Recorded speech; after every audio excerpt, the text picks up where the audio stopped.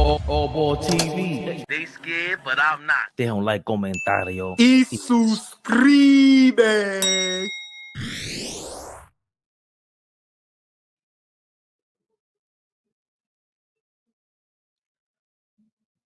Yeah. Let me know I'm supposed to be scared. My daughter's in the building. She tried to get me to put on some like women's sweater, which I don't mind, but I believe this t-shirt is a little more sexy. Sexy on the eyes. He will be joining us, AllBall, the Grinch.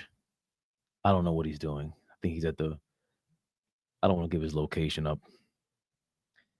But you know who I be, man.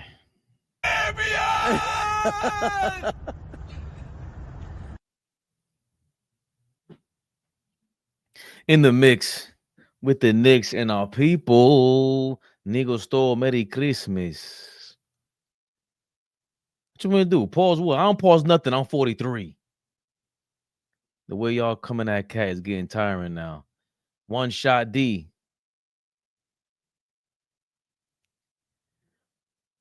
Here's the caffeine, baby bubba.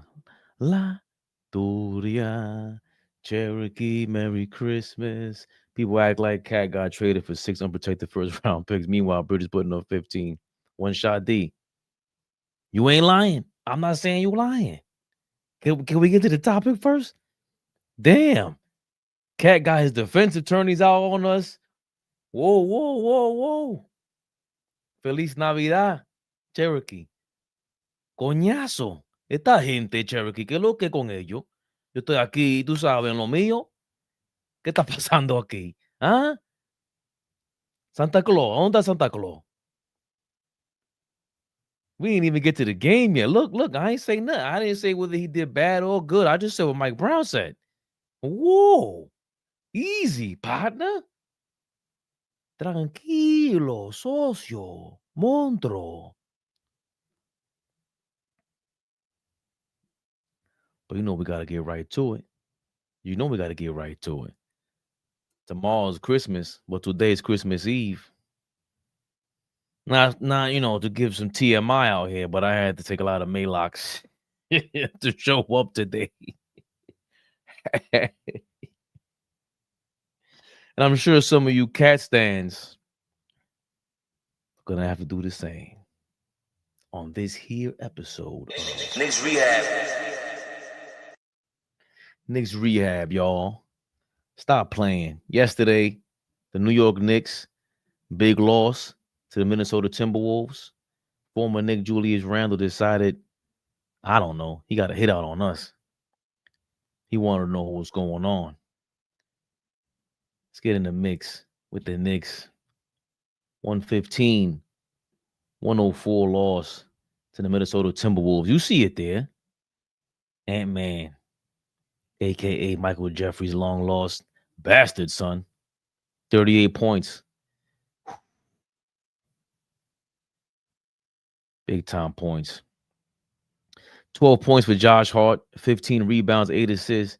Big stat game. You know, he gave you the usual Josh Hart performance.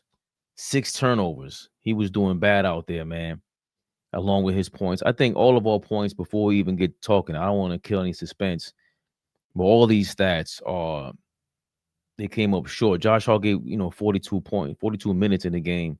A critical point in the game when he tried to trip Rudy Gobert after Rudy Gobert tried to swat the ball out of his hands and he got a rebound. It was getting testy, getting chippy. Can we fault Josh Hart? Yes. The hell were you thinking? You're -5 on the court. Karl Anthony Towns with the big 40 points, 13 rebounds, big double-double, 5 turnovers. But plus-minus, he had the highest plus-minus on the team, +6. Mitchell Robinson, -15 plus-minus. The hell were you doing? Rudy Gobert was out there. You supposed to be his nemesis.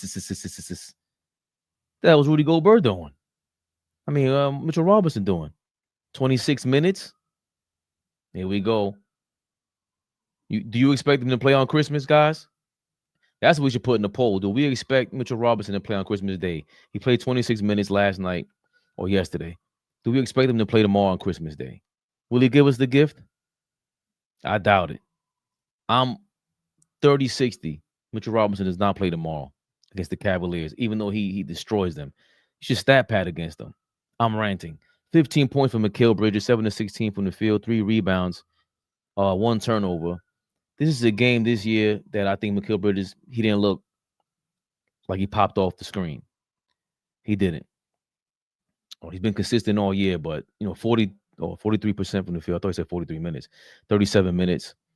So him and Josh Hart played the most minutes. And I thought Mike Brown brought him in way too late in the fourth quarter. I thought if we had a chance to come back, I think we were down 8, 108-90 around there, and Bridges should have been in there. I thought Jordan Clarkson played way too many minutes. 29 minutes minus 9. Maybe Mike Brown was looking for a way to get Mikal Bridges back in the game after being in there for 30 plus minutes in the fourth quarter. And of course, Psycho Tycho, some call him Tyler the Creator, almost a triple double here. People think it's a leap game. I think I seen after 2 games ago, people were saying, they were jumping on the Tyler Kolek bandwagon. Come on now, y'all. Jeremy's house, what's going on? I gotta give a special shout out to Jeremy's house. Love the email. This guy shows that he's very attentive, and just like the rest of you guys are. But we really appreciate that over here, AllBall TV, Jeremy. Trust me, like that was very put the full screen up. That was very official for you. Just we're growing as a channel. We're doing our thing. We see the thing popping up. I know we're doing our thing when Tori B. She's just beyond supportive and just the kind words. I know we get mixed up. It's all toxic over here because we New York. But if Tori B says we're on our way up, we're on our way up.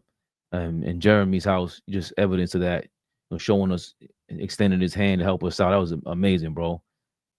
Yeah, our people replied. Hopefully it goes through. That I know True Skills emailed us too on the website, and we received it, and we were trying to email him back, and then we can't find an email. So we got to do something with that website email.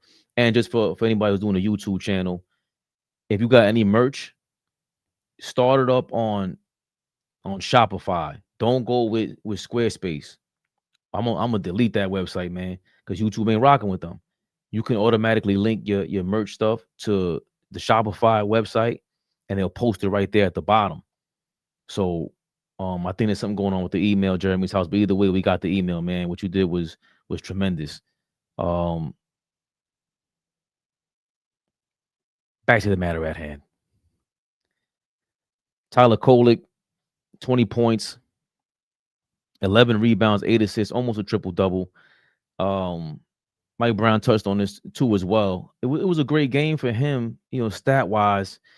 But we'll get into, like, in the first quarter, he looked like he was short on his shots. Mike Brown spoke to that. With Kolek, the way that he ended the second half was great. I know we're gonna go point to the stats here. He had 14 in the second half, 6 of 12 from the field, 7 rebounds, 5 assists. So the crux of his points and his stats came in the second half. But was he amazing? I don't think anybody was amazing yesterday. Like these, and that's the key point for me. Like Josh Hart, 7 points, 8 rebounds in the second half. Anthony Towns had 16 of his 40 in the second half, 9 rebounds at that time. So he started picking up his rebounding in the second half. Mitchell Robinson, 5 rebounds in 11 minutes. I'd even get to the Timberwolves here though. 38 points for Ant-Man. He's a big dog.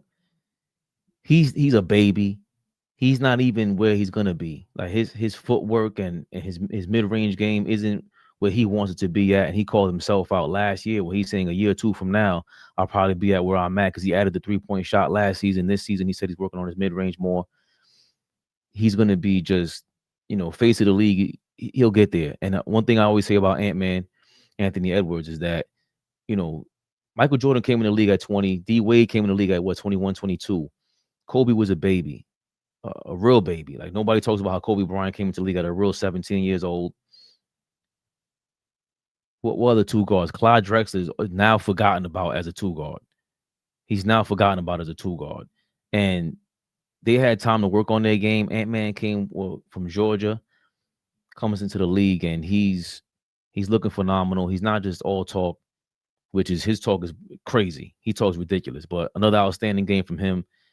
Athletically, he's superior to most, 99.9% of the league. 25 from Julius Randle, the former Knick.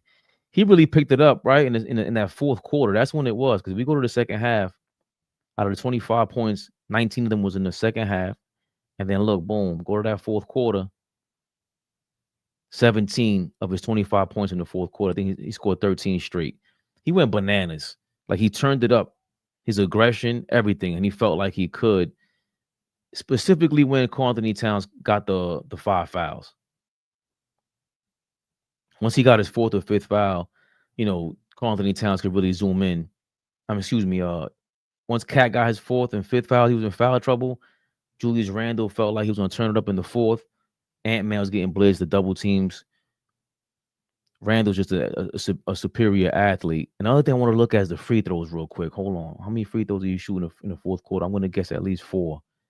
He shot all 5 in the fourth quarter. So that's what it looked like. And that's his real only advantage over Karl Anthony Towns. When you talk about that trade for those two guys, his real advantage over him is the free throws. It's hard to ref a guy like him, LeBron, Shaq, Giannis, all those guys. Funny to put Julius Randle in a conversation with Giannis, LeBron, Shaq, but these guys are very hard to referee, and you can tell just watching it on from the couch. For me, the top players that get hacked the most that I've seen in my lifetime that don't get the calls, Karl Anthony Towns might be on that list, but Steph Curry's on that. Is at the top of that list. And Carmelo Anthony might be second, and Karl Anthony Towns might be top 3. But Julius Randle, the God gift, the nature boy, he really took advantage of his physicality yesterday, and he really put a work into to the Knicks and Karl Anthony Towns in them. 3 points for Goldberg. No, I'm sorry, that's the second half. 11 points for Goldberg, 16 rebounds, 6 offensive rebounds, 2 assists, 3 blocks. You can see the way they work Rudy Goldberg into the game, especially Ant-Man. They throw him alley-oops and stuff, but he's a little more coordinated than Mitchell Robinson. And that's another thing. Before I get to that, hold on. Before I get to my other thing, which is the Mitchell Robinson attempted alley-oops, horrendous behavior by I don't even know who to blame for that shit. At least they tried. 8 points for Mike Conley to round it out. 8 points, 11 rebounds for Naz Reid. He looks like he's trying out for a new team. Bones Highland hit a couple threes that were just annoying. He's been on 20 teams already. Jalen Clark hit a 3-pointer at the end of the third quarter, I think, well, at the end of the first half. That was annoying. I remember that vividly. And 3 assists. And DiVincenzo was out there passing that rock off. He had 8 assists, 3 of 7 from 3. The former Knick himself, who's allegedly trying to work his way back. And of course, we did not play with Jalen Brunson. We did not play with OG Anunoby. We still missing Deuce McBride and everything like that. So let's see the game charts real quick. The biggest lead was 17 by the Timberwolves. We just couldn't get past that. 10 lead changes. And, of course, the Knicks just couldn't get it past the Timberwolves. They had their big dogs out there. You had Ant-Man. You had Julius Randle and Rudy Goldberg. Conley is older. Dante is a super role player. Naz Reid is a super role player, really. And they're not really super role players. They added to the mix, though. And the Knicks just had a bunch of role players out there with Karl Anthony Towns. So it wasn't we didn't have this as a victory going into it. You see the upside down skyscraper for the home team. They controlled most of it. The Knicks had at some point gotten the win, the victory, the lead, but it wasn't enough. And even when Rudy Goldberg out there, you see, even though the Knicks lost 115-104, we still control the ball 55-42. We lost the assist battle 20-25. We lost the steals battle 8-12. We lost the block battle 2-9. Like, Rudy Goldberg and them, Naz Reid, they showed face out there. And without Brunson and OG out there, you had shots that we took that weren't beneficial to us. they were going to be at a disadvantage because you have Kolek out there. I think he got blocked a couple times. He's still a second-year player. He's not too athletic, and you're dealing with athletic guys out there that they're going to force you to take those bad shots and more than likely get blocked. 19 turnovers for the Knicks. I think Mike Brown spoke to that. 19 turnovers is crazy. To Minnesota's 11. So even though Kolek, I don't think he had too many turnovers, but if I look at Josh Hart and Karl Anthony Towns, they were turning the ball over a lot. 41% from the field, the Knicks shot. That ain't going to win you too many games, especially when you don't play defense.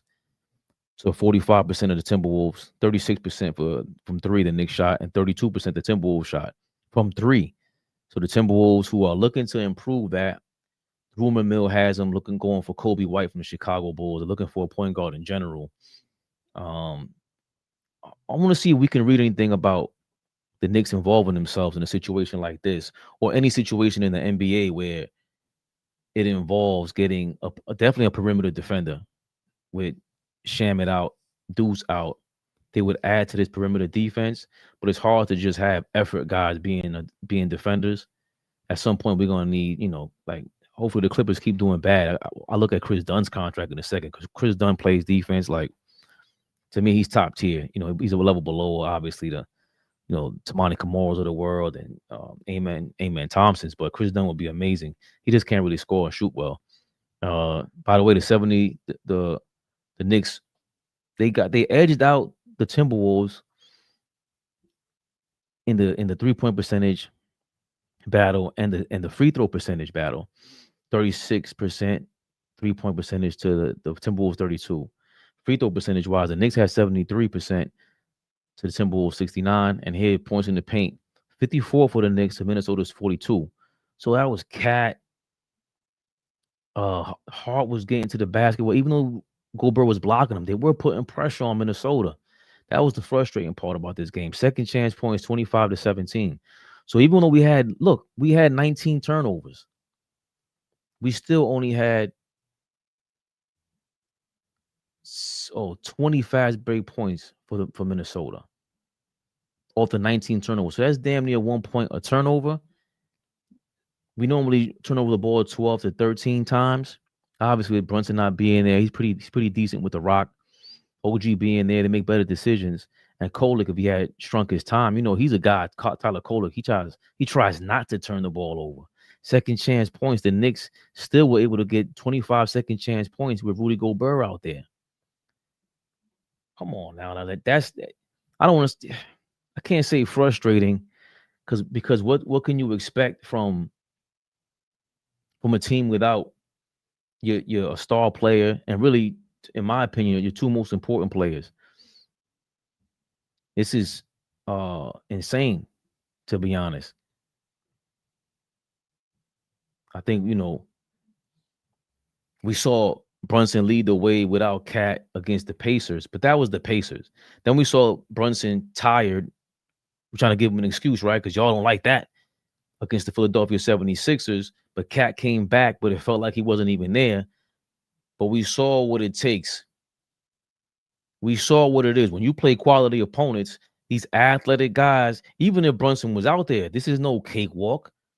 Ant-Man ain't playing no games. Julius Randle's looking for somebody, to foul him all the time. He's not a closer, but Ant-Man is. Ant-Man will take a step back three. He prefers to take the three or take the shot. He reminds me of Reggie Miller when he said that. I'm trying to go home. I got things to do. I ain't going to overtime. Got to respect the Ant-Man. But it was a tough task for Karl Anthony Towns to take on and the team to take on without Brunson, with the rumors lingering, and really the narrative. It's New York, man. It's New York. What you want me to do? JR, thank you for your $199. Shout out to Cat for raising that trade value. I'm trying to be nice too, JR. 3B. And even with all that, we still had a chance to win. We were down 4 key pieces to our team, and it never looked like we were totally out of it. Our team is damn good. We have to. It's not that we're not damn good. We all recognize that, but there's a level of a notch above all this that I think even like Josh Hart, Jalen Brunson, Mikal Bridges, they all won in college. OG has seen what it takes to win in Toronto. He's very close, or he still speaks to Kawhi Leonard. I just think there's a different level to take when it comes to, any of this. Winning is winning. Like, how much it takes to go on Christmas Eve to go on a stream right now. You don't think my wife wants to curse me out? You doing a stream for what? How much you getting off that? Did you pay my Christmas gifts with that shit? You have to deal with the noise. So I have to deal with that noise while I'm on the stream right now. Act like you ain't scared. Call Anthony Towns. We get into the flame session. I know you cat fans came in here to what they call that bestiality that you guys be into when you into cats and animals. Oh, I guess we all a bunch of bestiality people because I'm into dogs. Baby's going crazy. Calm down, Fabian. Tranquilo, manito. Tú sabes. Van a morder. But we got to talk about what Mike Brown was talking about. Let's be clear about this. 40 and 12 is impressive. A 40-point double-double is crazy. Tyler Kolik's double-double. Damn near triple-double. Looks great on paper. But let's see what Mike Brown thought about these double-doubles. What do you think of Cat's physicality off the bat, especially around the rim, drives, that kind of stuff? Oh, Cat, obviously, he can score. He had 40 tonight. I said it before. He's a walking double-double. He just has to continue to try, to not pick up cheap fouls. He had a couple of cheap fouls where he led with his hands, or he hooked the guy. And now we have to sit him for X amount of minutes when he needs to be on the floor. So, the 40 and 13, it doesn't surprise me at all because he's more than capable. But if you're going to be a great player, and I'm sure he does too, we expect more from him so he can be out on that floor. Tyler, I think. So that was Mike Brown talking about Karl Anthony Towns, 40 points, 12 rebounds. 40 points, 12 rebounds. He said he's a walking double-double. He just has to continue to try to not pick up cheap fouls. 40 and 13. It doesn't surprise him at all. He's a walking double-double. That's what Mike Brown said. And I don't know about you guys, but I'm watching the game, and it felt like, especially when Karl Anthony Towns goes off ball, especially with him being the passer that he is, because that pass that he threw to Huck Pauly after the offensive rebound with the one hand, that one-handed pass that Karl Anthony Towns does around a defender, amazing. Top notch, top tier. I don't say the best we ever seen, but it looks like it. It looks like a superpower. But it just feels like a disappearing act.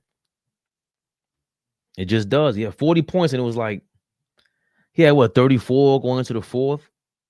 Let's make sure. I want to say he had 34 points going into the fourth quarter.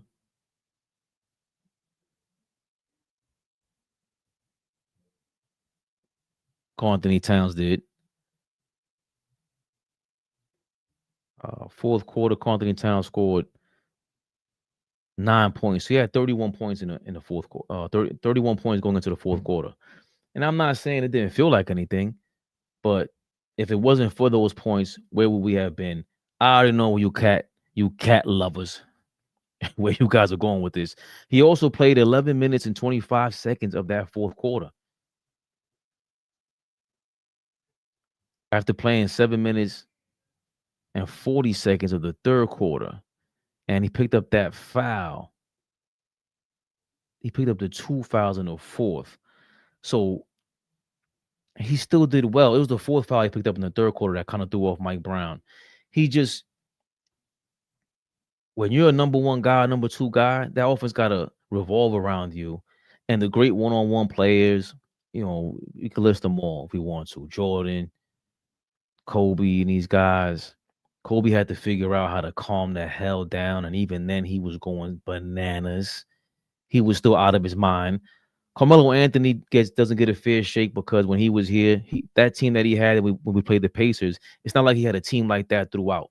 Jalen Brunson is now in his 4th season as a Knick. He's gonna have a lot of questions to answer if they don't get this done.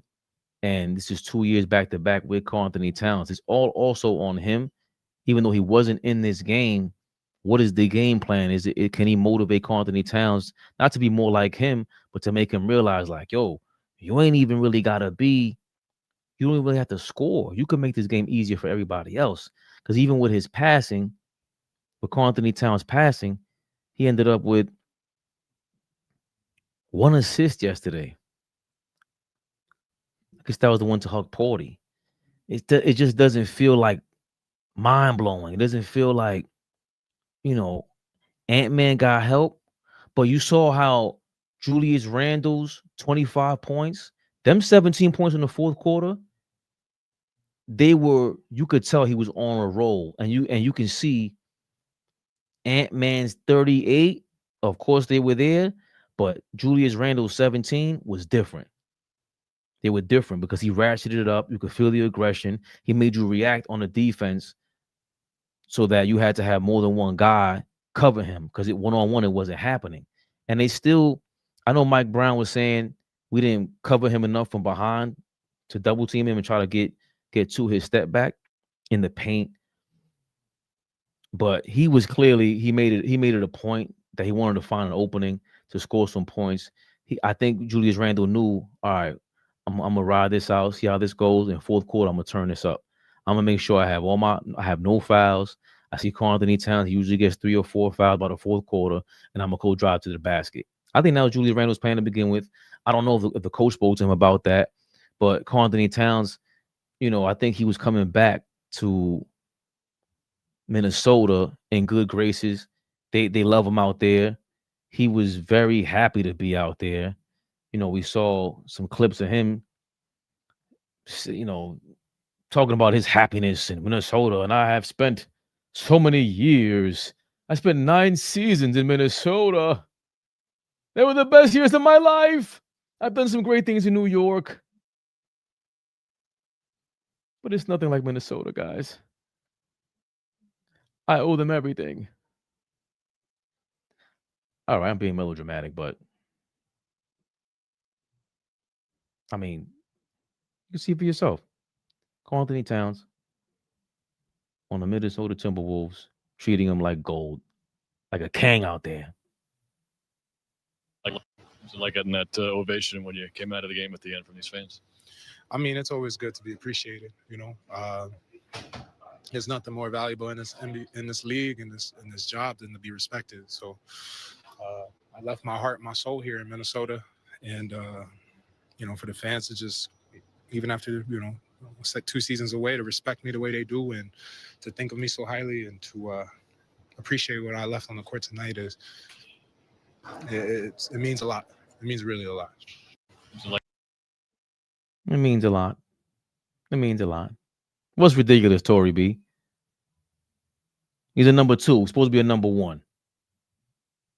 Let's cut the shenanigans. We don't got the kid gloves on. You're in New York. Can't play these games. Can't play these games. I don't care what they did for you, Minnesota. You know what will happen for you, New York, if you start going crazy? Because even when you win a game a certain way in New York, if you play our style, you know what they're going to do for you in New York? You're going to walk around and feel like a king in New York City. There's a difference with the way we look at Charles Oakley, John Starks, even Patrick Ewing. It took a long time for people to get over the Patrick Ewing hate. It took me up until like 2008. My man Jesus, I got a homeboy named Jesus from the Bronx, to get over the Patrick Ewing hate. Because I was like, they tried to say he was better. David Robinson was flat out better than Patrick Ewing. I was like, wait a minute, hold on. Who the fuck is David Robinson and Patrick Ewing, bro? You ain't talking like this if Tim Duncan's not there. He's the same 10-man that we always called him. That's all. Wolverine, me personally at this point, I do not just want Karl Anthony Towns traded. Let's not be liars here. Me personally, I want Karl Anthony Towns to assert himself in this offense that brings him more than enough opportunities to do what he wants to do. Karl Anthony Towns is an amazing talent. I never wanted him here. And yet, I'm the one who gave him props at the beginning of last season. He was in the MVP conversation. So it wasn't just me. It wasn't just us. It was everyone that saw like, oh, damn, this thing, he looks crazy.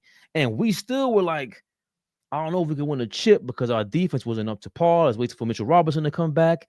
That being said, we ain't never seen Karl Anthony Towns play like he did at the beginning of last year, before or since. I will repeat it if you need me to. Here we go, the 77th. Thank you for your 199. Full of hate.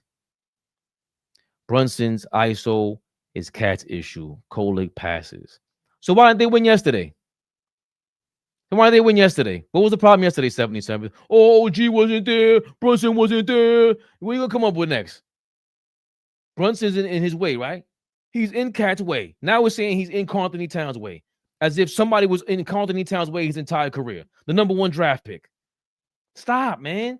Knock this shit off already. Knock it off. And I didn't hate on him like this. I just said he was soft when I seen him being that way. I wanted him to smack Draymond Green. Sure. Do something. Kill him with your game. You got to elbow somebody out there. Stop letting the referees take over you. Why are you worried about the refs? They're not giving you that call. Yes, you're going to get hacked. Carmelo Anthony got hacked. I wasn't a big Carmelo. If you think I hate Cat, you would have hated me worse with Carmelo. Because Carmelo's supposed to be a tough guy. He has this fan base that's insane. And I'm in New York, and I was arguing with everybody. Bro, you don't trade an entire team for Carmelo Anthony. You don't do it. You don't do it. You do it for Giannis, maybe. But right now, we do have a lot of upside. It's not, forget about trading Cat. It would be stupid to trade Cat right now. You can't do it. Because Milwaukee apparently doesn't want to trade Giannis or whatever it is. And what other trade can you make for Karl Anthony Towns? I'm not into that. I'm talking about Cat's game. I'm talking about why he's not asserting himself, getting the ball in those spots from the corner, talking to his coaches. Where do you like the ball best? Mid-range, low post. Where's it best for you? Because we know post players, the best thing that they do is when they pass the ball. Dog, like Karl Anthony Towns passes the ball. There's very few people that could pass that rock like him. Very few people, man. Let's get back to it. You think I just called up here to shit on Karl Anthony Towns? Called. I came up here to shit on Karl Anthony Towns. Stop stereotyping me. You don't know me.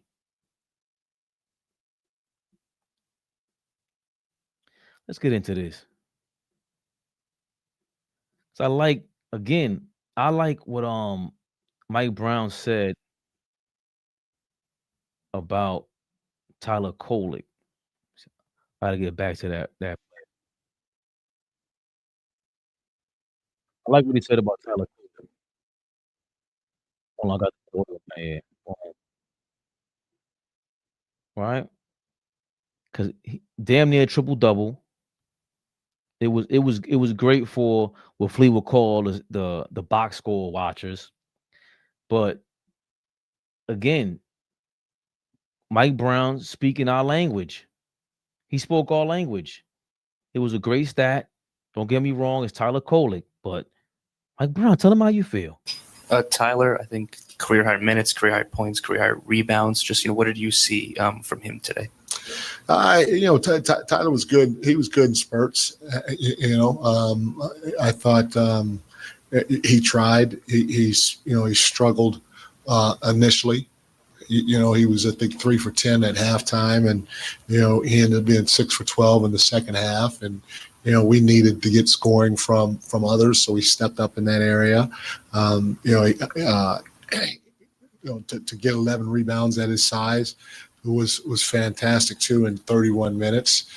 So for a young guy, he tried to do what he could while he was out there, but we need more from him. Probably more so defensively than offensively at the end of the day, if we expect to get a win on the road. And just with Julius, you guys did a good. Julius Randle. Who cares about Julius Randle? It was Tyler Kolek was, you know, I don't want to say great. See, the way y'all think, the way I think of it crazy. 20 points. What the fuck was his stat line? Because y'all be pissing me off with this dumb shit. 20 points, 11 rebounds, 8 assists, 3 steals. Great second half, like Mike Brown said. Yes, it was a scheduled loss, like you said, Mo. But you know, for him to take the next level, he's gonna have to physically get into a different kind of shape. Because I could see his legs giving out in that first quarter. Because he had to move around a lot, and those were some athletic dudes out there. You have to run around now with guys who've been in the league. They've been training. They're naturally more gifted than you, and you saw his legs just come up short with a lot of shots, even floaters, 3-point shots, everything. And it was just the first half. Because if Tyler Kolek would have had a first half like he did the second half, oh my, I think the whole game changes. Maybe similar to Karl Anthony Towns. Maybe he had to turn up in the first half like he did the second. I mean, he's scoring wise, he was great, Karl Anthony Towns. But same thing with Tyler Kolek. Maybe he was nervous. I don't know. I don't want to give him any excuses. But they also spoke to ad nauseum. He's in the school of Jalen Brunson. Tired of hearing that shit, but they're right. I can't be mad at Tyler Kolek. He looks amazing. His step back, the manipulation of his game.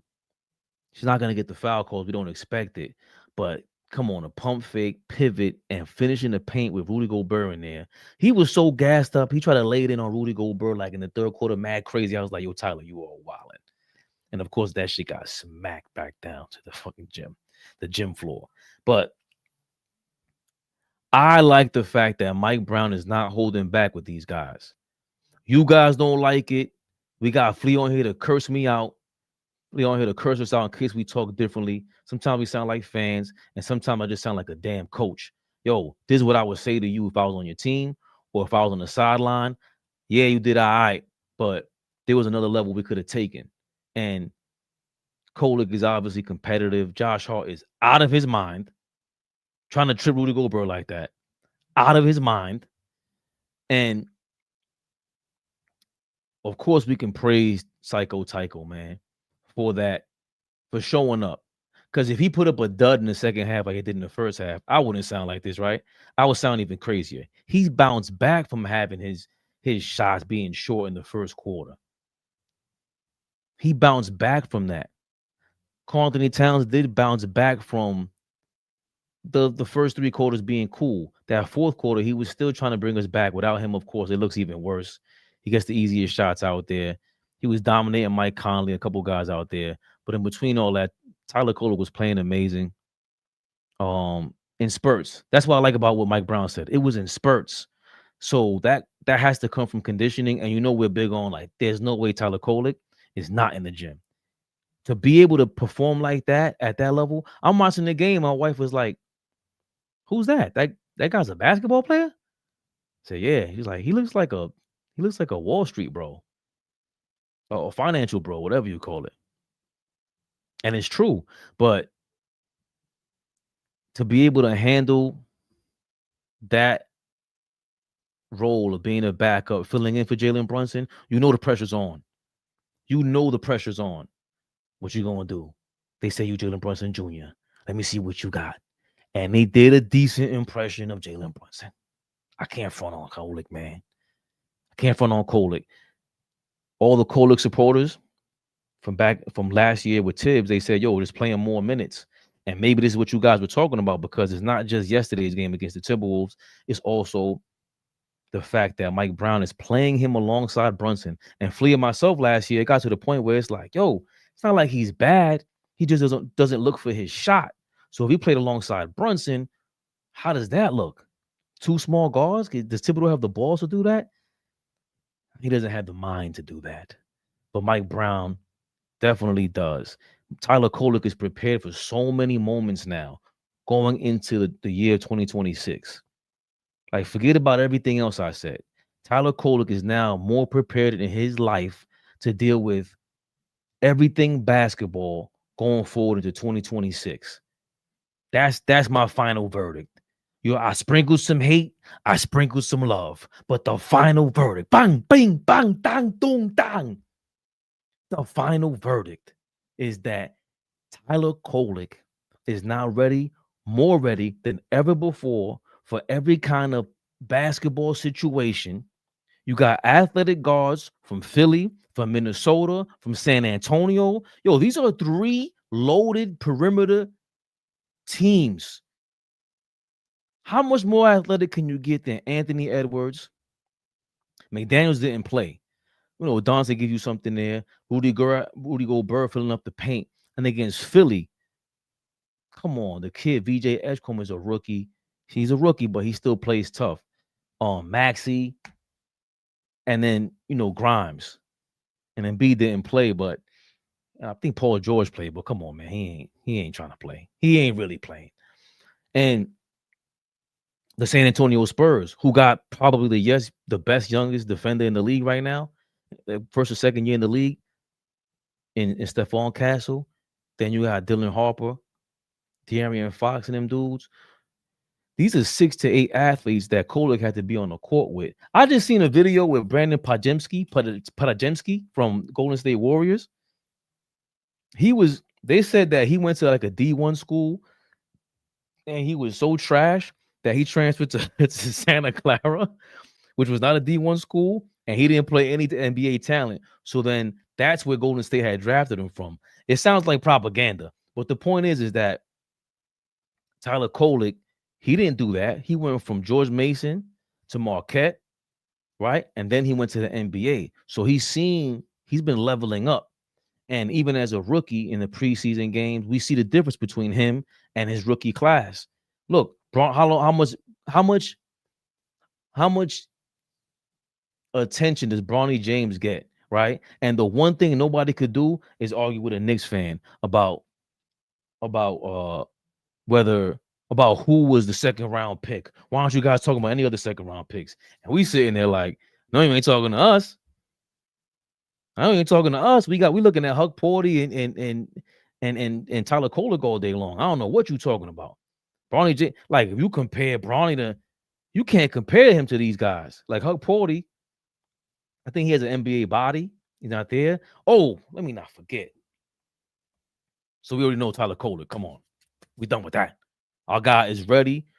He's more super ready for NBA basketball than ever before. Mike Brown has gotten him there. We talk about development. AllBall said it the other day that we historically haven't been able to develop our young guys. And Tyler Kolek is developing. That's the bottom line. You put him out there to the wolves, as Mike Brown said before the game. And he went out there and he wasn't no lamb. He was not no lamb chop out there in Minnesota. Shout out to Tyler Kolek for that. Diawara. Couple things on him.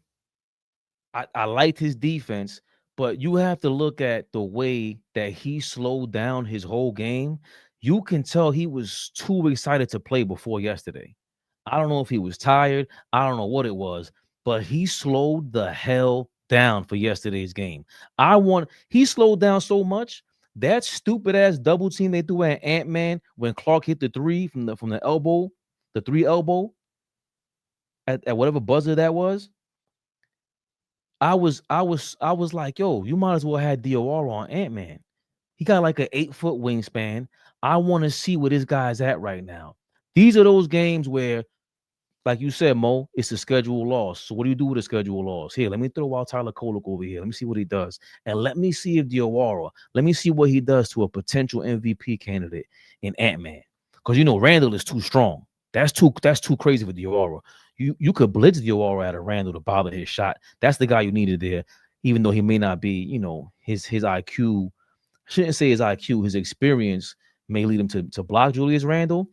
But the way Diawara was bringing the ball up a lot slower, he didn't look like a deer in the headlights, dribbling the ball up court, going full speed. He looked like he was before yesterday.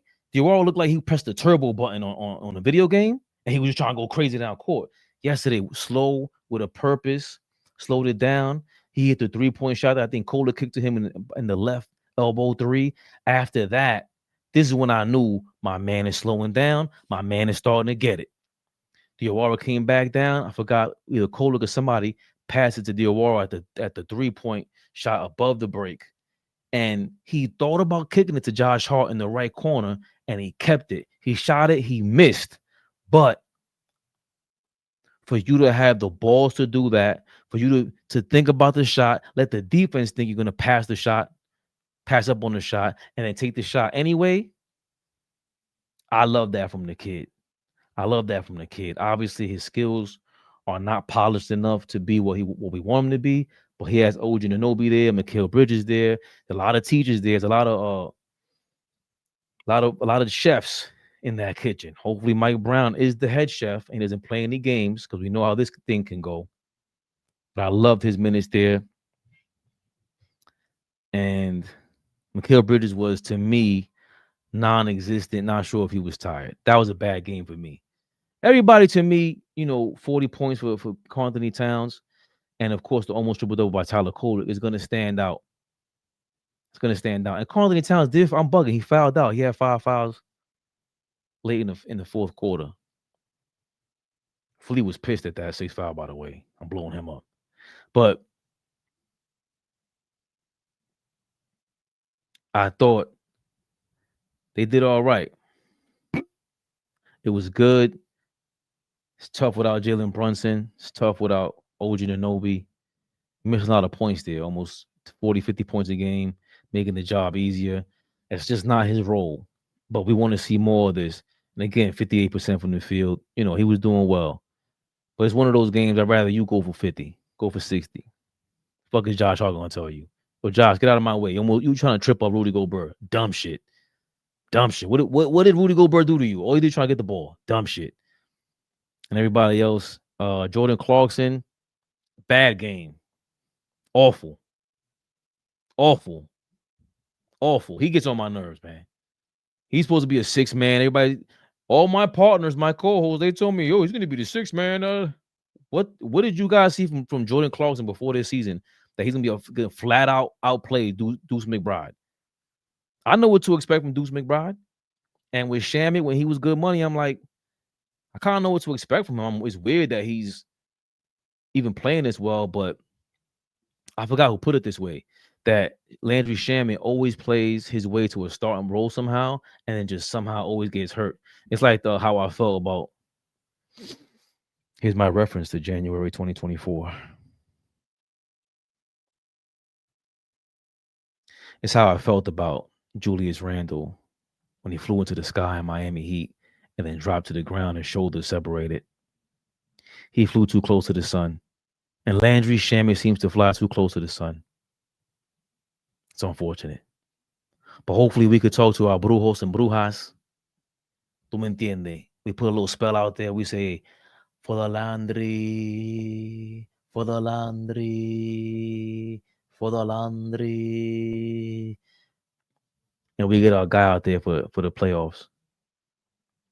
Because Landry Shamit he played well. But Jordan Clarkson, I know why he's there. He's really the only guy, let's say, because even Brunson can't get to the hole and still hold on to his handle. He can't hold his handle in the paint and then try to set up Mitchell Robinson. Kohler can do that, but his passing angles get blocked off for Mitchell Robinson. But Clarkson is the only one from preseason who's been trying to give that alley-oop to Mitchell Robinson. From preseason in Abu Dhabi, he did that shit from half court, a transition play. Clarkson's been doing that, so I'm watching him. But he's not shooting well, and when he doesn't shoot well, it's tough. He caught a couple catch-and-shoot three-pointers yesterday, but that bonehead move he did by not taking Josh Hart's guy at the elbow, the right 3-point elbow at the end of the first half was dumb. And he's not, we into the season knowing he's not a great defender. I think he got to get traded. I think he got to get traded. I don't want to see dudes go, man. Not even man between them. McBride for Keon Ellis because McBride is always hurt. Y'all keep saying that, but he missed 18 games last year. What is Keon Ellis proven? And remember, what's his name? Mike Brown. He coached Keon Ellis. The only reason why we will get Keon Ellis is if Mike Brown okays that. Mike Brown will have to okay that like thoroughly. That would have to be if there was a rumor that he was available. That's the rumor right now. And if you're willing to trade Deuce McBride for Keon Ellis, who's probably like 3 or 4 inches taller, and he makes a lot of great plays, but he's a bonehead too. He does a lot of dumb shit. But if there's a straight up trade for him and he's available, if we don't get him, it's because Mike Brown said, nah, he's a headache. He's a headache because it ain't talent, right? It ain't talent and skill. He breaks up plays though. I think he's much more of a like Clarkson and Josh Hart. That playmaking ability from Keon Ellis can be big time. Like it's those momentum swing type of plays, and that's why I didn't see yesterday from Kolek and Cat. They were major stats, but Kolek and Cat, it wasn't like the momentum swinging kind of stats. And with Keon Ellis, he has momentum swinging kind of stats, but he just doesn't play enough. He's not consistent enough. Josh Hart's another guy, momentum swinging stats. Josh Hart, sometimes he has a pass that I'm like, oh shit, you had the balls to do that? The fact that he has the balls to rebound against Gobert like that and try to trip up Rudy Gobert.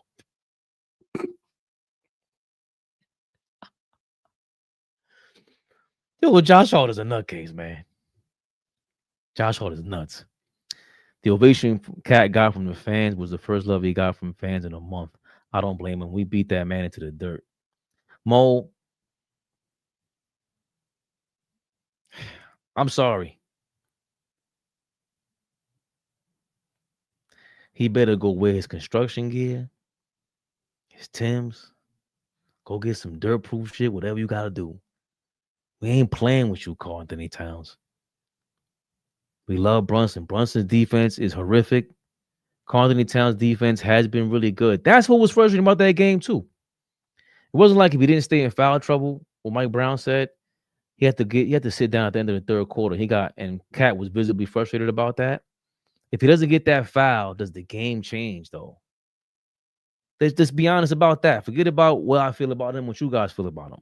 How does the game go for Karl Anthony Towns and the New York Knicks if Cat doesn't pick up that fourth foul in the third quarter? Right? That was like, and kudos to Mike Brown. Hold on. Didn't he pick up 2 fouls in the third? Or am I bugging? He picked up 1 foul in the third quarter. So he had 4 fouls in the third quarter, and Mike Brown let him play. So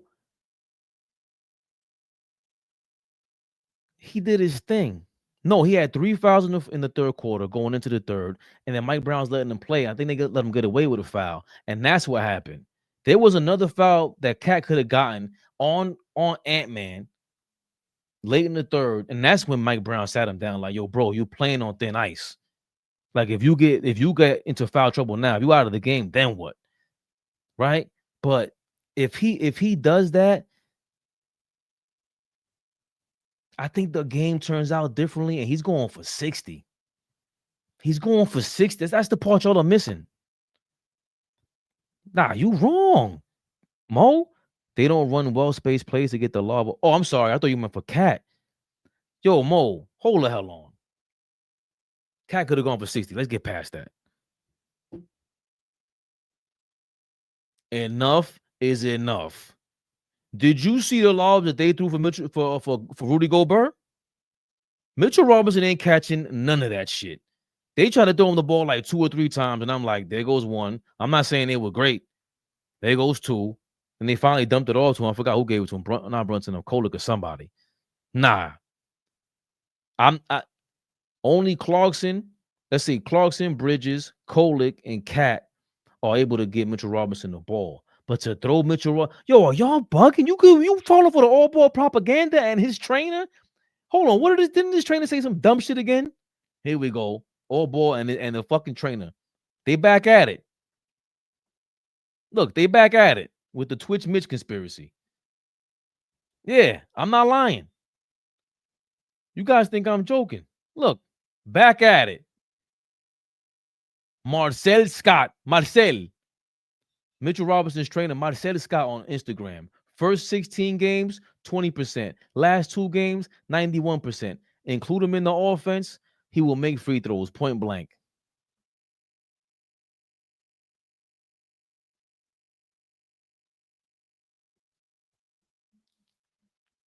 Marcel, what offense, what part of the offense you talking about, big dog? What is he talking about? Chat, please tell me. How can he run? Yo, he's not really built to set the pick and dive. And I saw, was it Kolek or Brunson? I thought Kolek the night before, but I think it was Kolek. Mitchell Robinson would set a pick. No, it was Brunson, the game against Philly. Mitchell Robinson would set a pick, again, left elbow 3, and he would dive to the basket a couple times. But Brunson didn't pass to him. I don't think Brunson ever has good passing lanes. He doesn't have them with his little T-Rex arms. I'm not trying to give him any excuses, but there were other plays where Brunson would do a give and go action while he's dribbling the ball. Because, you know, my worst pet peeve about Jalen Brunson is when all that dribble bullshit and he ends up leaning towards half court. Why are you going that way? What are you doing towards half court? Once they blitz, you throw the double team, you stuck in the corner. Where are you going with that shit? Now, it's not just harder to get weave out of it with your handle. It's harder to pass out of it. You got 4 arms in front of you. You are not 6'6", right? And it's even harder to give it to the next guy over so you can do a give and go. And that would help someone like a Mitchell Robinson and a Karl Anthony Towns, matter of fact, right? He can't dribble into double teams. And also for the teammates, this is what also gets on my nerves. If you see a blitz coming at Brunson, even if they're just showing, yo, go towards the ball. Go towards a passing lane. Do not go behind in front of Jalen Brunson's view with the 4 arms in front of him. Lean towards one side where the 2 arms is at, so he can try to get it in between somebody's head, somebody's arm to the side of them. You have to see this earlier than usual. I know you're used to Jalen Brunson going ISO, and it's annoying. That shit it gotta be annoying as a teammate to watch. Oh shit, here I go. I gave Jalen the ball. You know what he's gonna do. So you just sit and chill and wait for that bullshit. So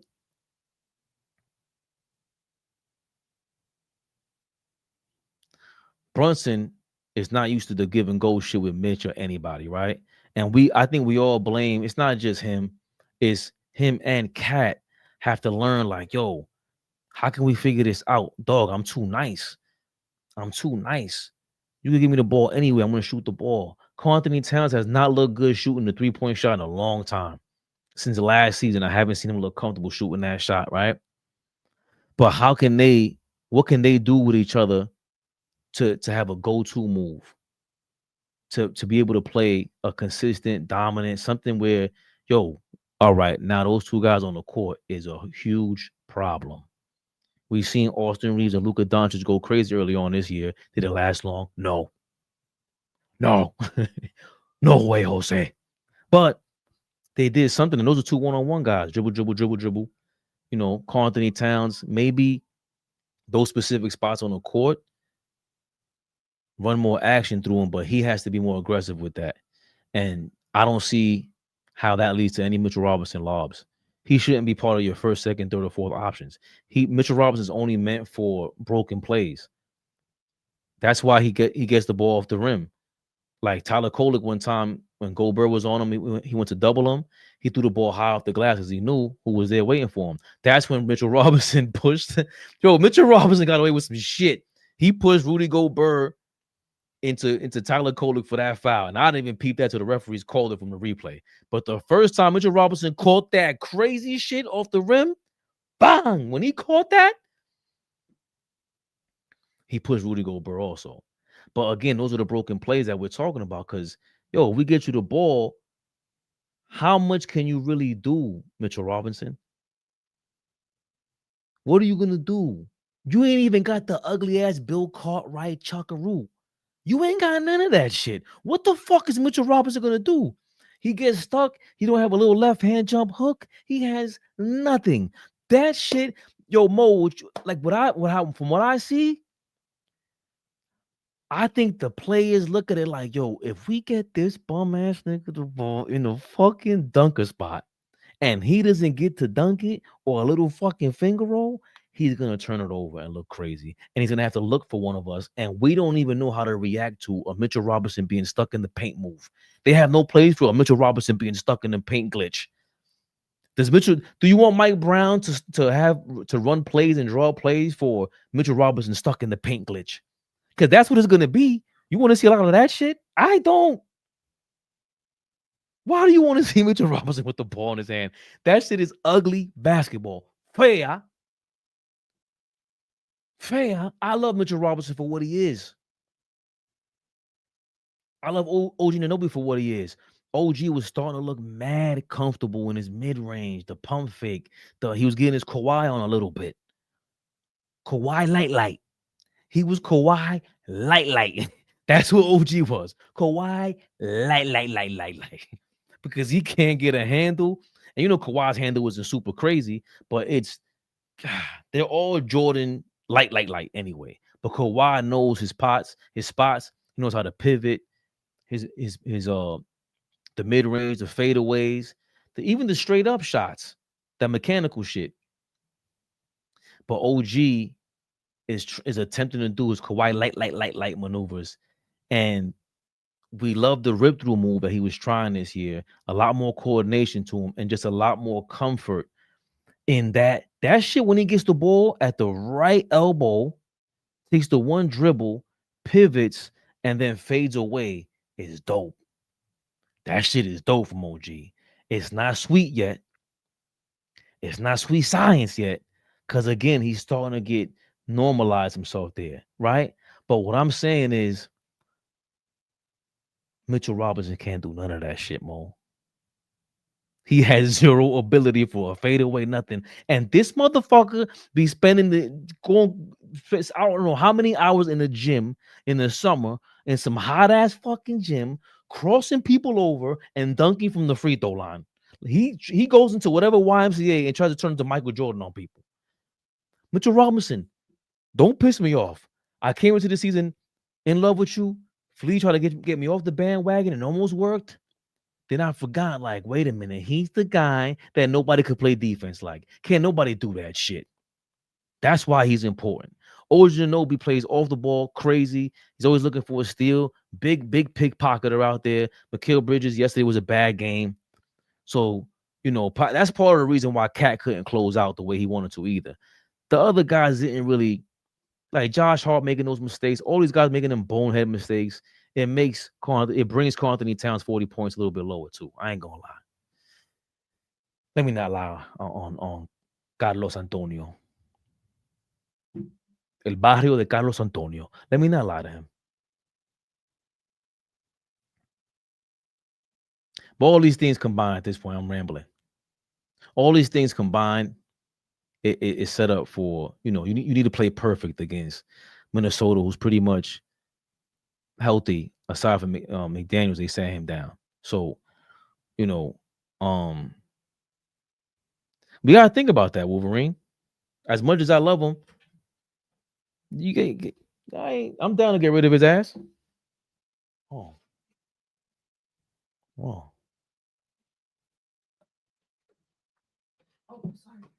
You know when your girl got the right jeans on and she got to play like this?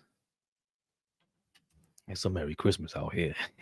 it's a Merry Christmas out here. You kidding me? And she just came out of the shower too, so her hair. Tamo, do you get paid to hate on Cat? The numbers did well. They're all right, but it's not well enough. We just that's our real opinion about him. Like, remember, Flea is way more fair than us. You know what I'm saying? And even he was getting tired of it because you have to establish yourself. You can't have any excuses if you really want to take to a championship level, Wolverines. Like, I understand what you're saying. You know, lay it easy on them or whatever. I'm not laying it easy on them. Yo, we shitted on. It was so bad for Randall that he said I had to start smoking weed and bro, just play ball. But Julius Randle's a lunatic. Let's start there, right?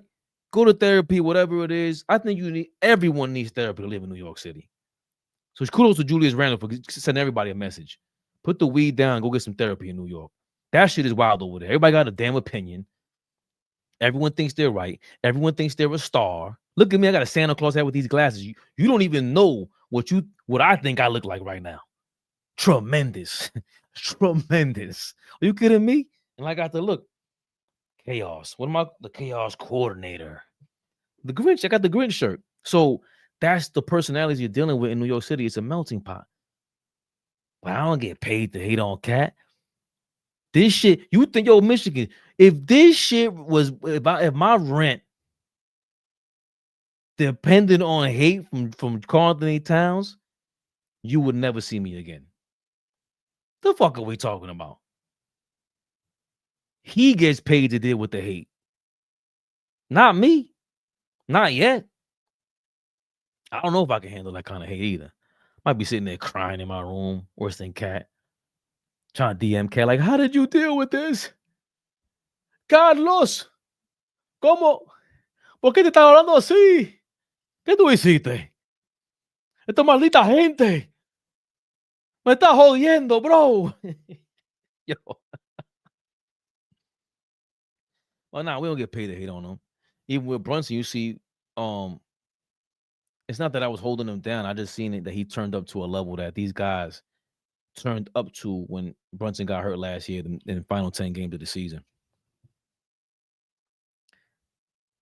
You know what else I wanted to talk about real quick? Let's glaze Josh Hart. Do you want me to glaze Karl Anthony Towns? Is that what it is? Glaze sounds crazy, by the way. Me saying that, you want me to glaze Karl Anthony Towns? If there was ever a time to pause something, it would be then. I mean, they glaze this guy on national TV. What is wrong with me? Did I set this up right? Let me set it up better. Josh Hart is the New York Draymond Green? Huh? Here we go. Knicks star lineup. Back in Knicks star lineup, Josh Hart's making all-star case. He does everything well. That's Jalen Brunson on Josh Hart. His impact, you can't really tell from the stat sheet. That's our guy, Ian Begley. This is after the 47-point game that Brunson had the other night against Miami. They speak to Josh Hart's impact. His impact, you can't really tell from the stat sheet, but the eye test, everyone knows that he's a competitor. He brings a winning style of basketball to this team. I think he does a great job pushing the pace, and he presents a different obstacle for the opponents to have to deal with. That's what Karl Anthony Towns said about him. I think he's done a great job of utilizing his game, what he does best, and maximizing our team's chances to win. Mike Brown says he's a guy that just does everything well. If you're not careful, you may look at it and say, well, he can't really do this. Nah, he does everything well. He does a couple things at an elite level, and when you have a guy like that who's pretty selfless, it can bode well to connecting the group, no matter who's on the floor, who he's on the floor with. Mikal Bridges also added, Josh gets in, and he's probably one of the fastest guys with the ball. He's going to the rim, or he's driving to the paint, trying to find guys. I think his ability in transition and push and create opens up a lot. By the way, sidebar, for that game against Minnesota, I did like for the first time that I can remember. Well, 2 times this year I can remember. Josh Hart in transition, almost full throttle, and he stopped and pulled to reset the offense. Yesterday, that was dope. He needs to make that a habit, because if you're going 1-on-3, if you're going so fast that all you see is the opposing jerseys, you got to chill out. Unless you got the driving lane, which sometimes he does. He creates that by going fast. And there was another time this year when Karl Anthony Towns was starting to feel it. That's when I saw his shot. I gotta look up his shot chart or whatever his stats. When Karl Anthony Towns was starting to feel it, there was no hesitation. He took the ball and just shot it. He might have to start doing that, by the way. He might have to start showing Brunson and everybody, listen, I'm going to shoot the ball like 25,000 times. I'm going to dare you to curse me out. And today's the day I'm gonna smack a bitch. That's what Carl Anthony Towns gotta do. But I digress.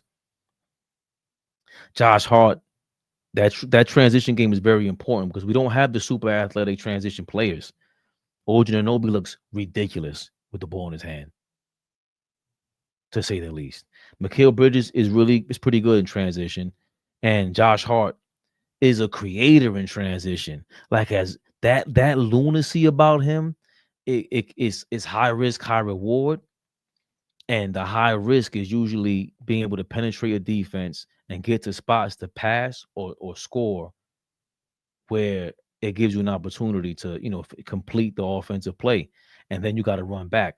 I like what Mike Brown talked about, the next play speed. The next play speed.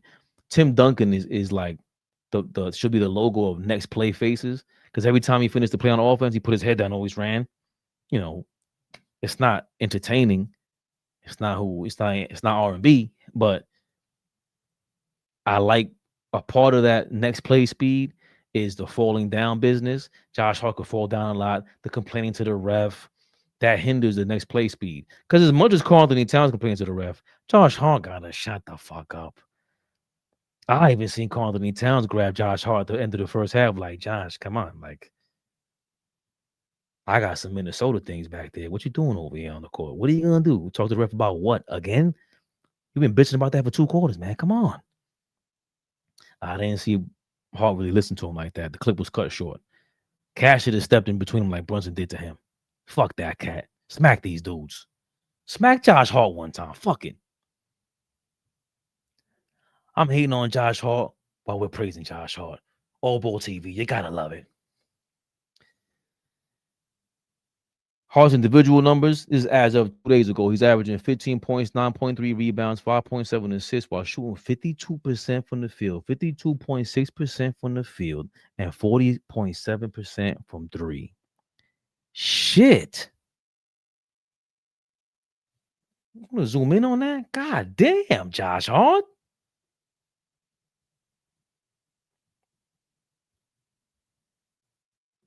%50 from the field, 40% from 3. Are you kidding me? Let me look up his stats real quick from this year.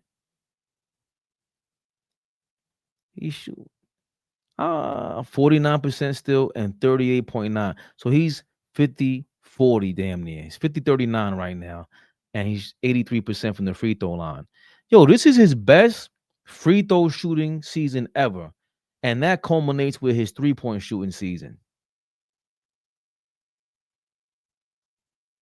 This is the best 3-point shooting he's pretty much done his entire career. Maybe except his rookie year where he played 63 games. This is amazing by Josh Hart, y'all. Good shit, Josh. 5 assists, 1 steal.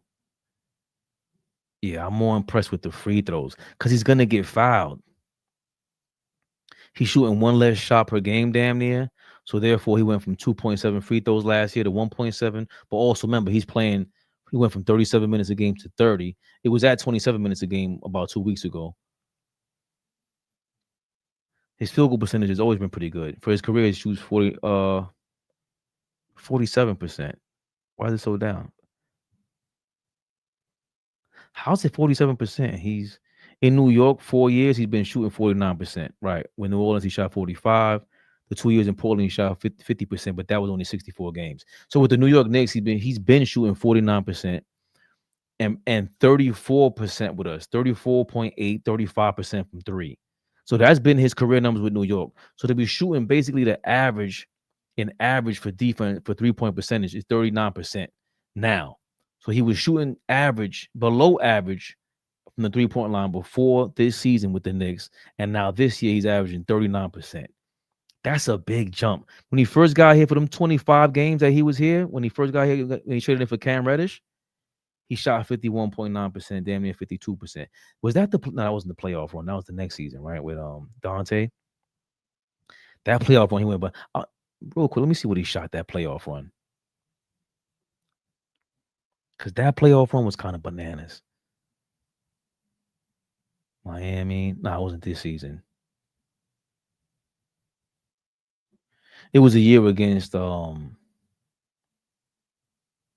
And where the fuck is it at? The year that we lost to the Pacers and we beat Philly. Boom, that's what it is. He shot 48. No. Well, he shot 37% for the playoffs that year. But against Philly, can I add it up? Against Philly, he shot 43%. He was going bananas, though. Against Philly, look, 4 of 8, 4 of 7, 4 of 8, 0 for 3, 1 for 6, and that last game was 3 of 5. Them first 3 games against Philly, he shot 12 of what, 16, 23? 12 of 23. He was going bananas in Philly. That shit was crazy what Josh Hart was doing. Anyway, you see it there. Josh Hart. He's our Draymond Green. One Knicks staffer said recently, yo, why'd you remain anonymous, brother? Why'd you remain anonymous? The comparison is not far off. The 2015-2016 Green averaged 14 points, 9.5 rebounds, 7.2 assists before the All-Star break. The Warriors were 48-3 with Green in the lineup at one time. Opposing coaches recognized Green's value by voting him to the Western Conference All-Star team. He joined teammates Steph Curry and Klay Thompson. So, right now he's in for consideration. One opposing coach said of Hart at an All-Star bid. The coach cited Hart's impact on New York's record and said he's playing like an All-Star. So they're giving him the Draymond Green nod. Are we calling this the Draymond Green Award for Josh Hart for the All-Star team? I don't know. But I like that they call him if Draymond Green's getting a nod like this, even though he tried to sabotage his team the other day. I don't know if I want to get into that.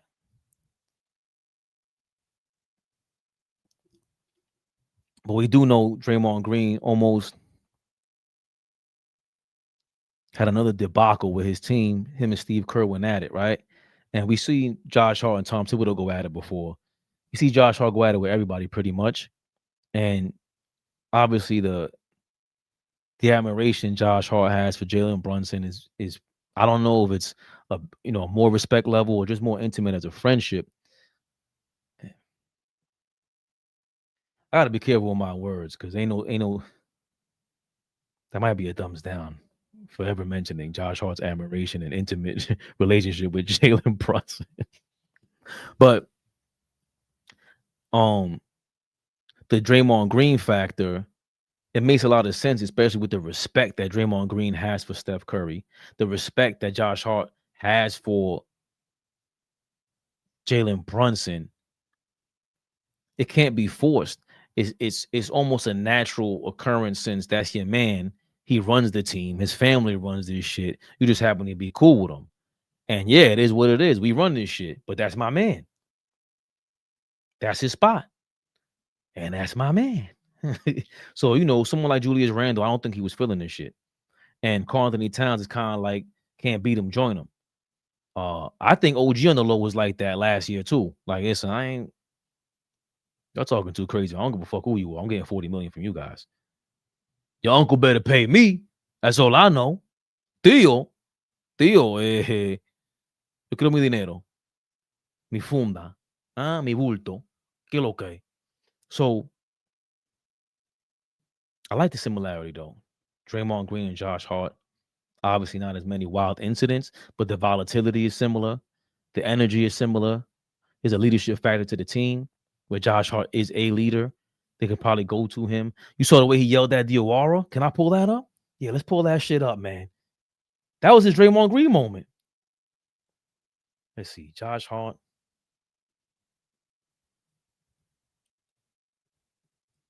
Diawara.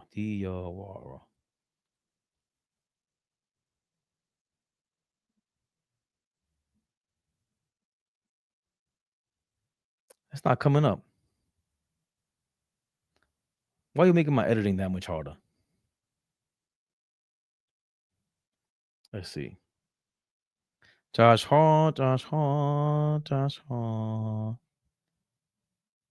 Damn it.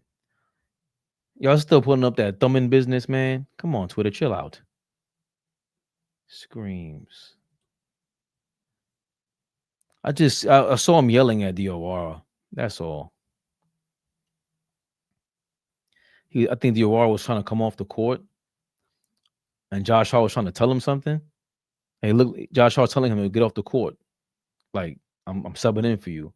And you can hear the announcer in the background saying he has to come in the game for a certain period. He has a certain period of time to get into the game. If not, Josh Hart is not allowed to go in there. And the DOR thinks that Josh Hart's trying to talk to him, and he approaches Josh Hart. Josh Hart's like, man, sit the fuck down. So there's a lot of respect that comes with being Josh Hart and the leader of this team.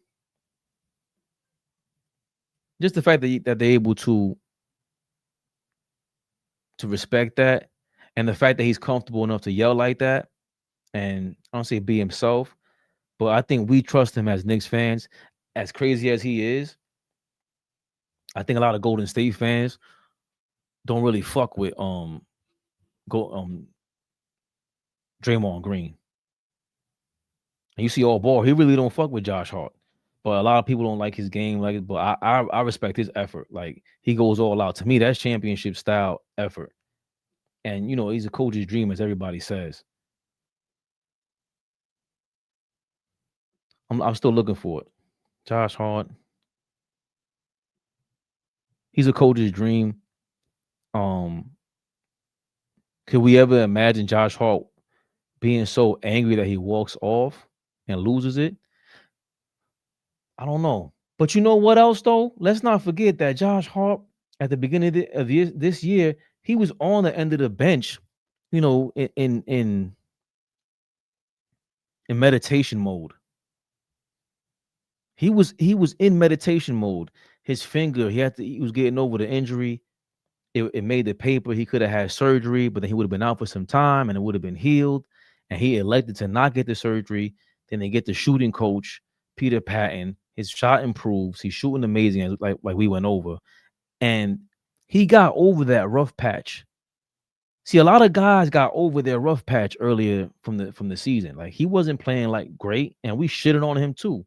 Flea took the brunt of the business for him, and he's coming around. And after they started him, I think he had to earn his starter minutes. Like, he doesn't do that without showing some flashes first.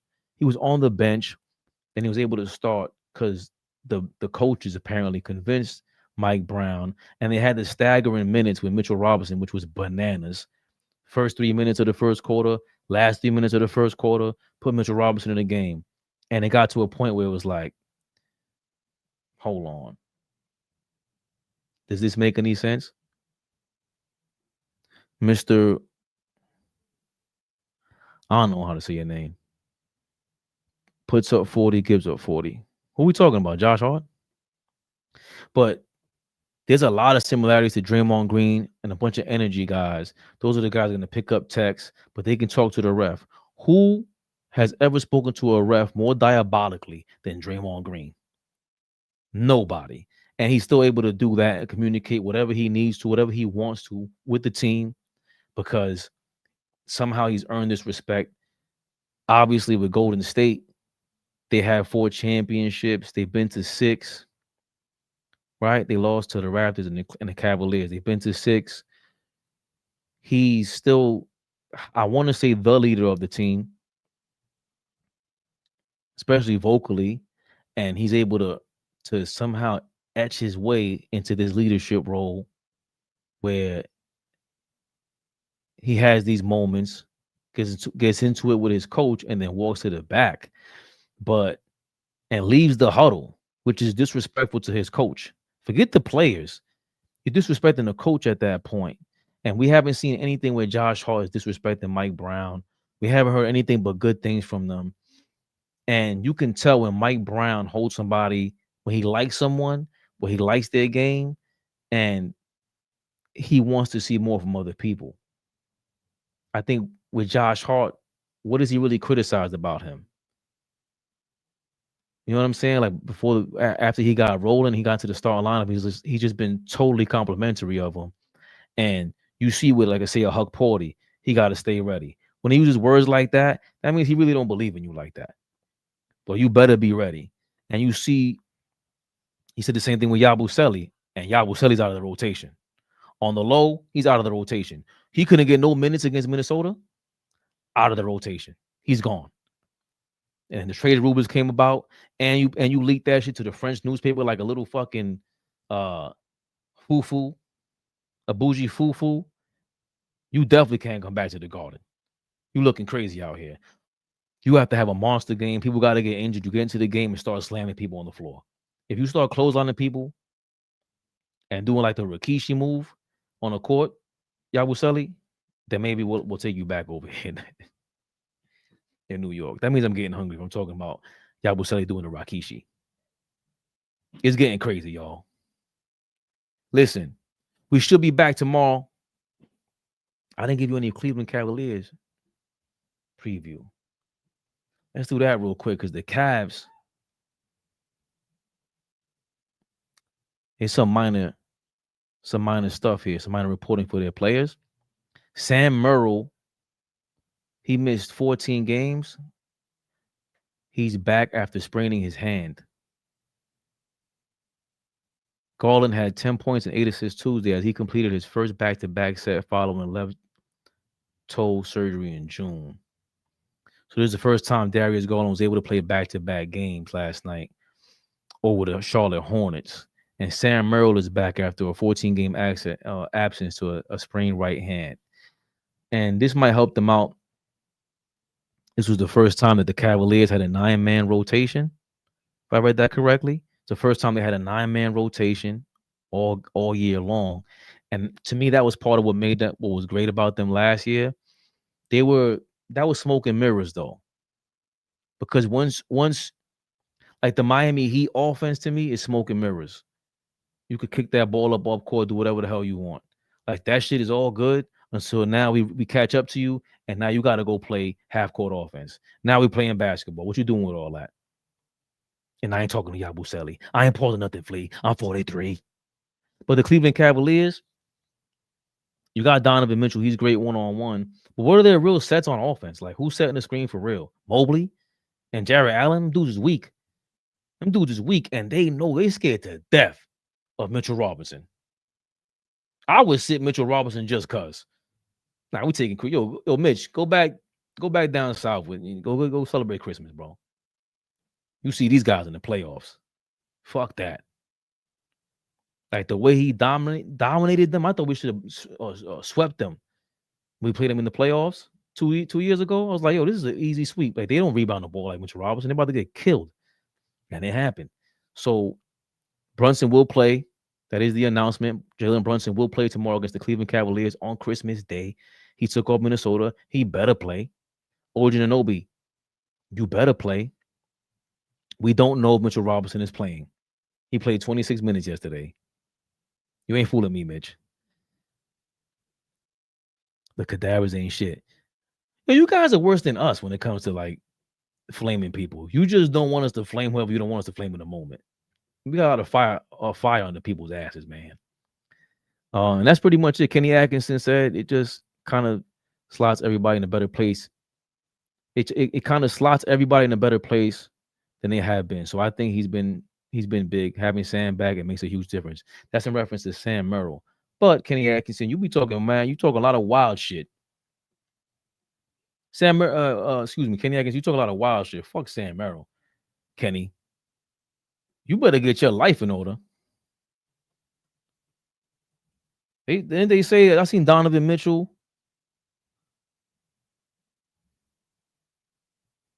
See something about Donovan Mitchell. He said Kenny Atkinson is not on a hot seat. Okay, hold on. Let me pull this up for y'all. As per Joe Varden, Kenny Atkinson is not in a hot seat. And he works for The Athletic. Okay, good for you. The Cavs have a lot of issues right now. Firing Atkinson wouldn't solve any of them. This is from Fears the Word. Atkinson's far from the main reason why this team is in shambles. Being on a hot seat, as recent reports seem to suggest, is difficult to justify when you watch this team play. Atkinson isn't the one missing shots. He's not responsible for the blown assignments. He didn't trade for DeAndre Hunter and Alonzo Ball. Atkinson isn't the reason the team is over the second apron. And if he's fired, he'd be the second straight quality coach that the team had to let go of because of the core group stopped playing for them. Yeah, that's a really great point. He ain't the one missing the shots. He was great for them last year. It was an upgrade for them. They got rid of JB Bickerstaff, went on to Detroit, which may be putting more pressure on the Cavs, right? Like if JB went to Detroit in the same division and they're going crazy, Dan Gilbert might be looking like, yo, who made that suggestion? They're gonna be like, oh, Dan, that was you. Like, oh, you fired for reminding me it was me, right? But if JB Bickerstaff went over there, damn near coach of the year with Detroit this year is possibility. He has a high possibility with that. You had him as a coach, and what your players couldn't handle that. And is it this is Donovan Mitchell's what, third or fourth coach now? Like I like Donovan Mitchell, well, his fans and the Knicks fans maybe hate him because he wanted to trade Mitchell Robinson for him. I almost fought AllBall because of that. What's wrong with him? There have been rumbles in coaching circles that pressure is mounting on Kenny Atkinson. That was the Stein line. See, that's Mark Stein starting some bullshit. The Stein line, Mark Stein. I know about you, fat boy. Nah. I'm a fellow fat boy now too, man. Chill. Find someone who loves you the way Kenny Atkinson loves and trusts Sam Merrill.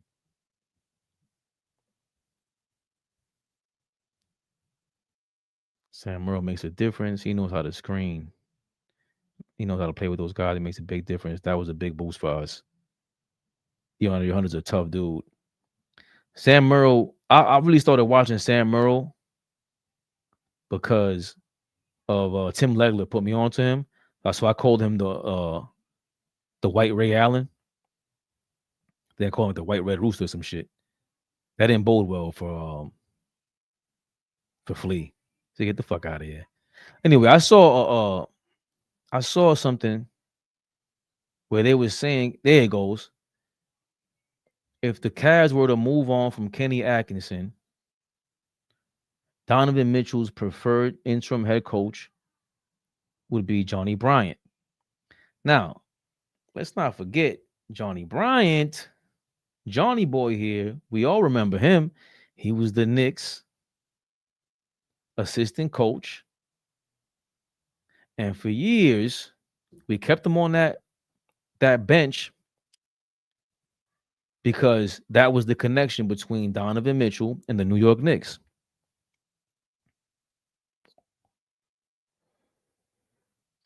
Yes, they wanted Lonzo so bad. Who did? Point them out, please. That's another guy you guys hyped up, Lonzo Ball. Like, bro, as much shit as Stephen A. Smith takes, he has yet to be proven wrong about that.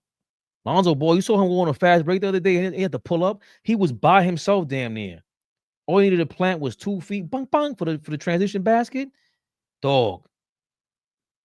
His knees are giving out, man. I ain't pausing nothing, Flea.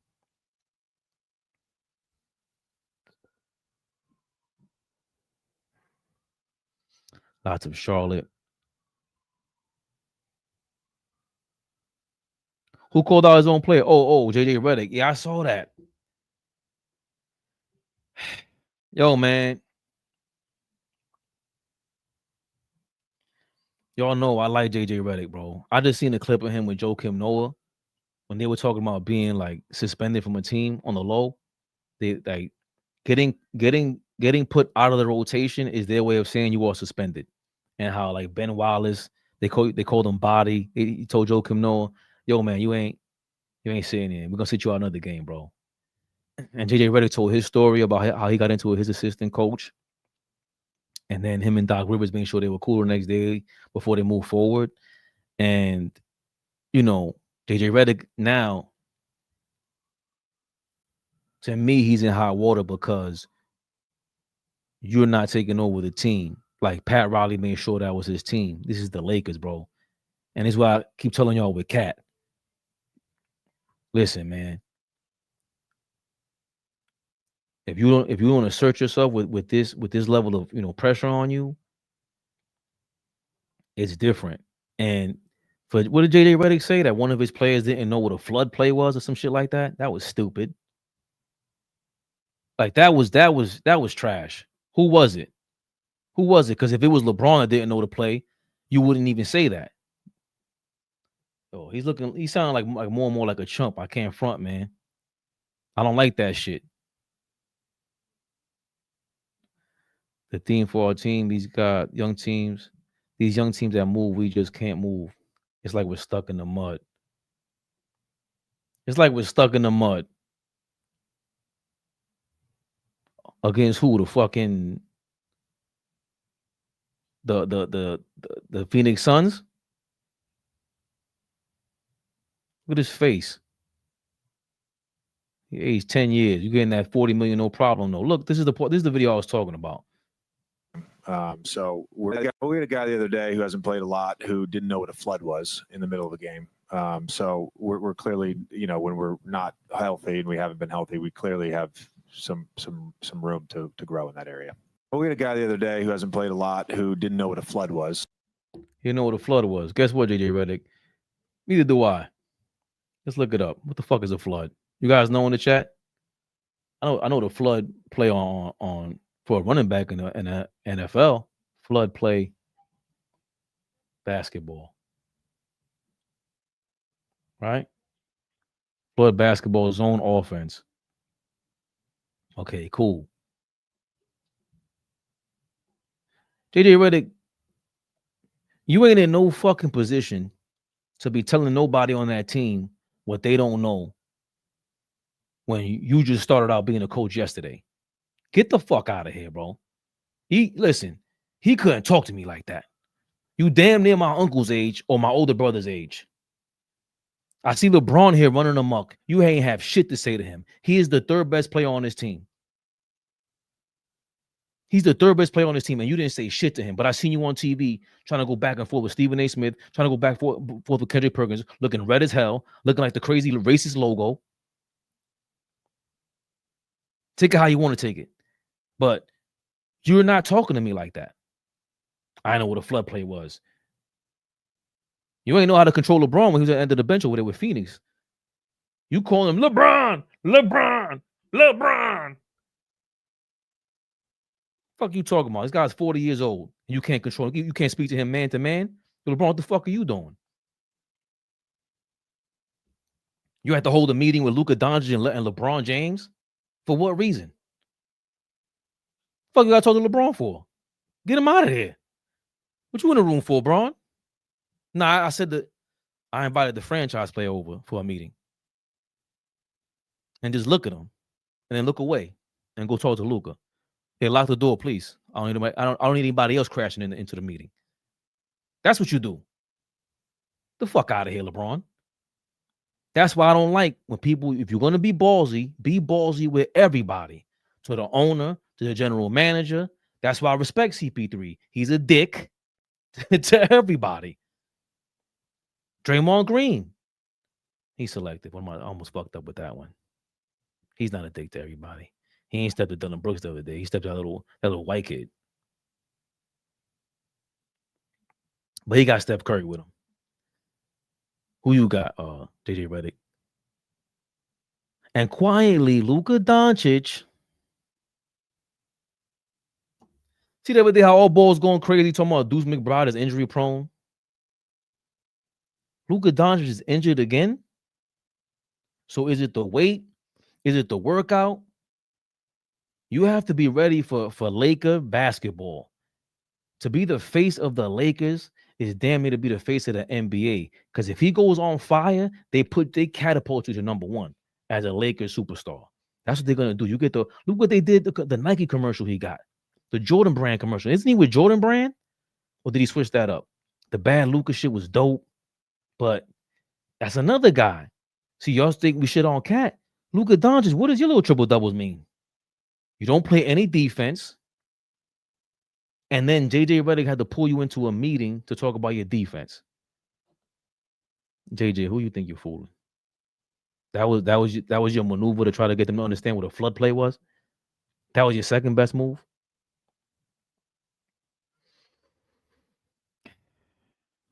It's looking like I better start speaking a little differently so we can invite JJ Redick on here on his YouTube channel.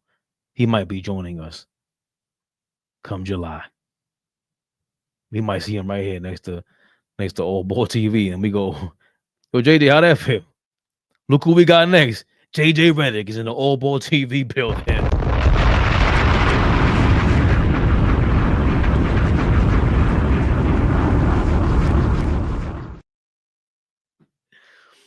Yo, and that Clutch Sports podcast, Max Kellerman, you didn't do, what the fuck are you doing? That shit is trash.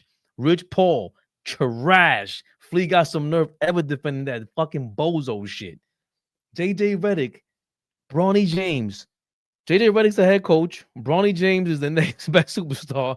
And Rich Paul is the next super podcaster. All Clutch LeBron failures. And I never get on this LeBron bandwagon like that. I don't shit on him like that. But this is his media creation.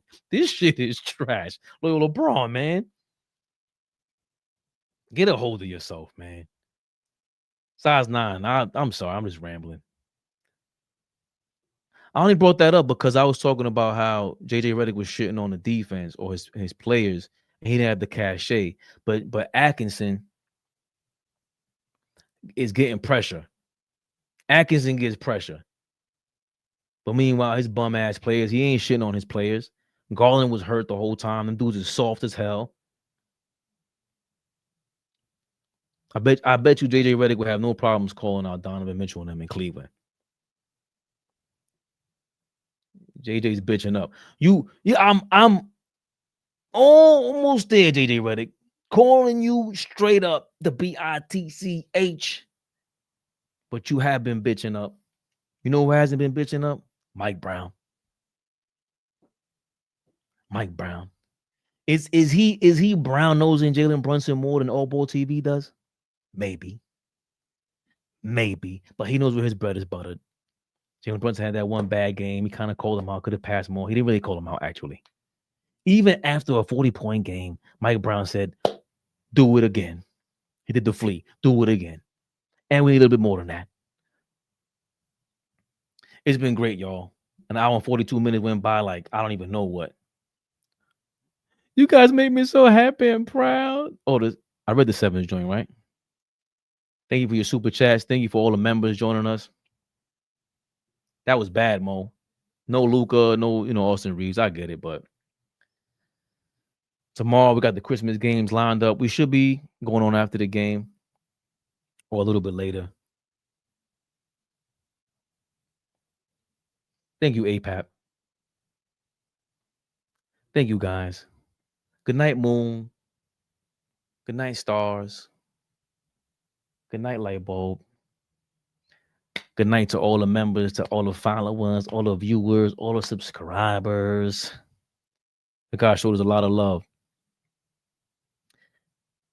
We celebrate Christmas on the night before. So the kids, we don't get to see them unwrap the gifts at 12. I might take a nap before that. Stacks time, what's going on? Merry Christmas to y'all. And to y'all a good night. AllBall TV. They scared, but I'm not. They don't like comentario. Y suscribe.